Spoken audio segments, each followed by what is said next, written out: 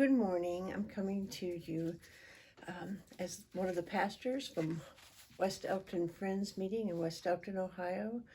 My name is Leigh Tolton, and I'm going to be continuing on a series of sermons that we've been talking about that can focus on the last few verses in Matthew 12. And it seems like, well, we should have come up with something different for this Sunday because of everything that has been happening this week. The reaction to the police officers who took another life, and the Black Lives Matter movement, and how much those riots have hurt people, and how much hurt they are symbolizing. But honestly, if we would have lived by these verses to begin with, we would never get into that situation. And rather than reactionary, to bring you a message that is just about what is happening at the moment wouldn't suffice for what God calls us to do. We have to make changes in how we think and what we do so that we become more and more like Christ. And right now we are far from it. So we're going back to Matthew 12, and the verses are 46 through 50. And Jesus was talking and had been with the people, and had gone into a synagogue and started to come back out, and someone had said to him, your mother and your brothers are outside to see you. And so Jesus comes back to them and says, you're my mother, you're my brothers, you're my sisters if you follow the will of Christ, of God. And it might seem like, oh, well, he's just telling us we need to get along well and call each other brother and sister when we go to church. That's not it at all. And one of the things that we talked about on Mother's Day was how it's up to all of us to be protective of one another like a mother is, or nurturing to one another like a mother is. And for us to think about the long run. As a mother myself, I think about how my children are going to be 30 years from now, 40 years from now. So a parent takes a little longer view, but you need to look at the fact that Jesus never said, you are my father. And there's a reason for that. Jesus was telling us right when he said, you are my mother and you are my sisters. He didn't differentiate who had the most power. He didn't differentiate who could talk. He didn't differentiate who, how he was going to line everybody up. He said, you're all my mother, my brothers, or my sisters, if you're following God's will, God's kingdom. But he did add all the roles that women could fill. So I want to talk a little bit about the gender bending that he was doing at the time, because that would not be something anybody else would have said. You wouldn't pointed to a male disciple and said, you're my sister, you're my mother. So he was bending the gender roles of the time. And I think we're called to do the same thing. This took place in the middle of the Roman era. And a lot of the input that we get for that first century comes from the writings that we have from other historians that were there at that time. And somehow or another in people's minds, well, in the Roman era, women and men were equal. Well, they weren't. Women weren't allowed to be active in politics. They weren't allowed to go to school unless they were from a prestigious place, and then they couldn't write their own stories.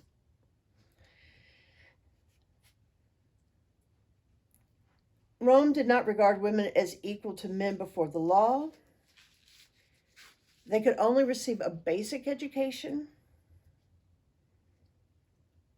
They were subject to the authority of men all the time. They could be freed from this kind of slavery if they had given a man 3 children, or if they had been freed earlier and they actually gave them 4. And the word for that is paterfamilias. You're my family. But it refers back to the role of the father. They couldn't own or dispose of any property. They couldn't inherit any property. And we think, well, Jesus wasn't talking about that. Why? Why are we saying that Jesus wasn't talking about that? So if you think, well, it was the Roman era, but Jesus was Jewish and his mother and brothers and sisters were Jewish. Let's look at the Jewish law. Let's do that. Frank Osterheld wrote in the Armstrong Journal of History an article called Untangling a Myth, How the New Testament Elevated the Status of Women in the First Century. And he refers back to some of the writings of Josephus at the time. And a woman was considered inferior to man in all aspects.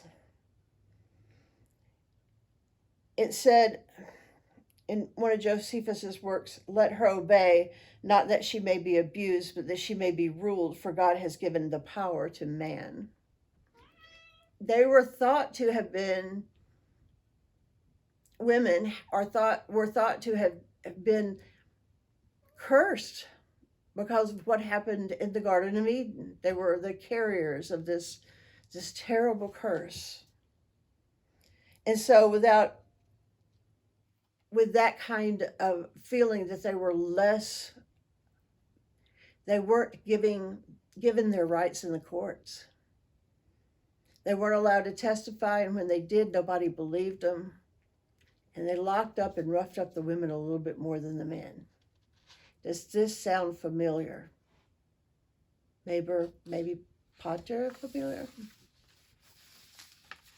Josephus blamed this difference on something he called the ignobility of the soul. Women were not considered honest enough to be relied on for decisions that men made.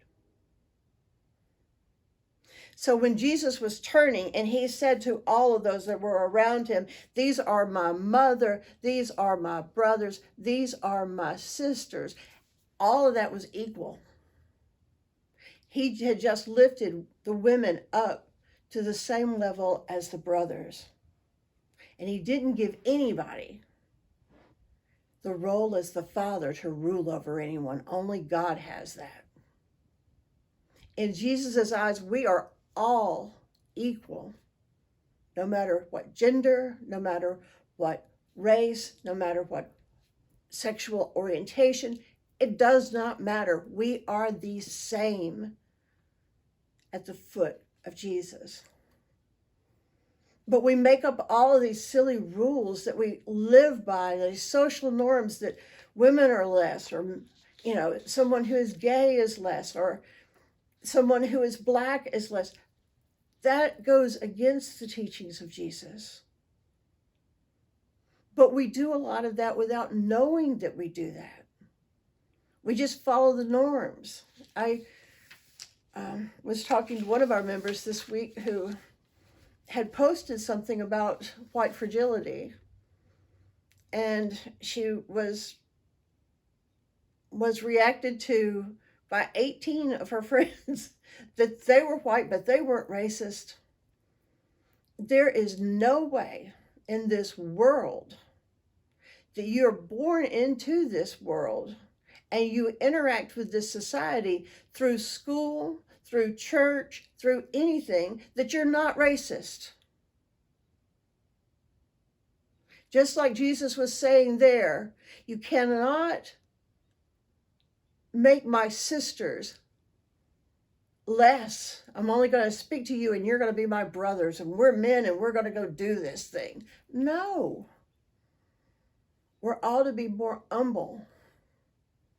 But we make these rules in society, these mores, these silly little laws, these silly little norms to make ourselves feel better. And that's not okay. And we don't even know we're doing it. So yes, we are racist, and we have to admit that we are racist to start working on it. You know, I've heard it preached before and said that Jesus had to stand up on the nail when he was standing on the cross to say those very important words. Father, forgive them, for they don't know what they do. They're so blind to what they're doing in this world. They're so blind to their lack of compassion. They will give you 10,000 reasons why it's okay for them to have one ism or another. They've thought about this thing, they've rationalized it, they've intellectualized it, and it's still wrong. And it will remain wrong. It is time for us to know that Jesus was talking to us, and while he might have had to say, Father, forgive them, they don't know what they do. It's time for us to know what we do and to take responsibility for that and to take accountability for ourselves. It is not okay for us to keep pretending everything is fine in this country. It is not fine. We need to take account. And we shouldn't be telling anybody else how to take account of their lives. Well, if they just did this or that, no. We have to focus on us and what we've done wrong, and we've got to admit it and change it. Anything else is just superficial. And Jesus wasn't saying you should be superficial. If anything, he said, these are my mother and my brothers and my sisters, because we're supposed to be taking it seriously. This is our family we're messing with here. And it's time for us to stop.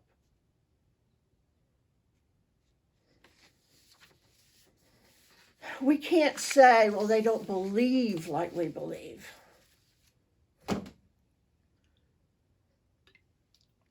If you look at the first 8 verses of Romans 14, it's very clear. How we practice our religion, it does not matter. In Romans 14, 1 through 8, it says, don't judge each other. Don't say this person is weak because they believe this or they believe that, whether it has to do with whether or not you should eat meat or whether or not it has to do with what day you're going to worship on, that those kinds of things are beneath. But we spend so much time arguing about the silliest things, don't we? I mean, churches have gone to the ground because of the color of a carpet. And we're not supposed to be doing that. We need to take it seriously. Not that we should be dramatic about everything that happens within the church,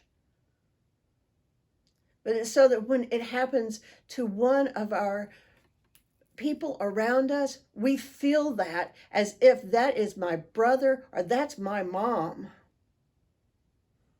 or that's my little sister that just happened to. We can substitute any of our silly rules about that different denominations have. And I don't think that helps us any.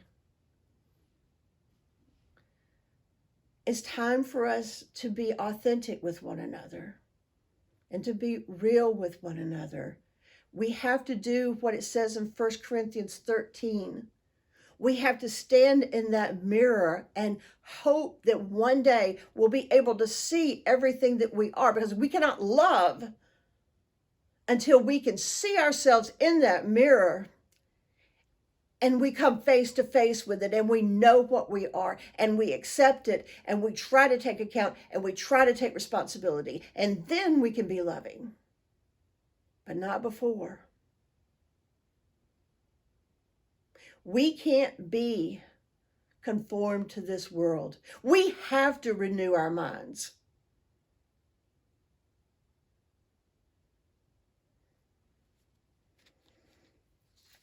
I don't know about you, but I want authentic relationships. I want people that when they're talking to me, I know it's the truth. But I don't want to think that anybody is incapable of the truth. I keep hoping those who lie a lot will see how much damage they're doing to their hearts, that they will, from their own selfish point of view, want to stop that.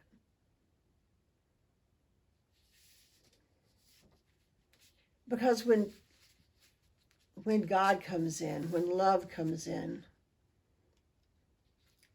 we can't stay just like we are. I hear things about God's peaceful love. It's a really great slogan, and it's not anywhere in the Bible. So when God comes in, you get transformed. When God comes in, you get moved. When God comes in, things get changed, and then God goes, oh, that was good. And you don't get a chance to say, I'm just not going to change. I'm just going to be nice and get along with everybody. And I don't ever have to admit my faults. No. The purpose of God coming in is to shed a light on us so that we can see who we are and how we need to change and how we can be accountable to one another. And the purpose of church isn't to wear the nicest clothes and sit next to somebody that we've learned to like a lot, and they never say anything to us that's going to challenge us, and they never say anything to us that's going to help us to take accountability for ourselves. That's not a friend. That's not a church member. That's a club member. And if all you need is socialization, it works. But right now our churches are emptying out because we don't know what we're supposed to be doing. Those are our mothers. Those are our brothers. They are their sisters. They are ours, and we need to look at that and treat everybody as if they're our family. Not because of a man, not because we carry the name Christian, not because we go to the right church or belong in the right group. It's because God wants us to be our best selves. Because this world needs love, a lot of love. So as you look at the newscasts from last night and the night before, those are our brothers and our sisters and our mothers. When someone is pulled out of a car because their skin color is different than their police officers, that is our brothers. Those are our sisters, both. And we've got to hold everyone accountable, but we got to hold mostly ourselves accountable. We have to look at what we have to change. Because really, my job isn't to fix anybody. My job is just to be me in the face of that mirror that we call God, so that we can see we need to change these things. Out of love, we need to be transformed through the renewing of our minds. We need to understand that we need to be forgiven. I'm so glad that you are my brothers and my sisters and my mother. I'm so glad to have that kind of camaraderie that I know that when I mess up, you're going to tell me. I appreciate that. And I appreciate God's forgiveness when we don't know what we do. Thank you.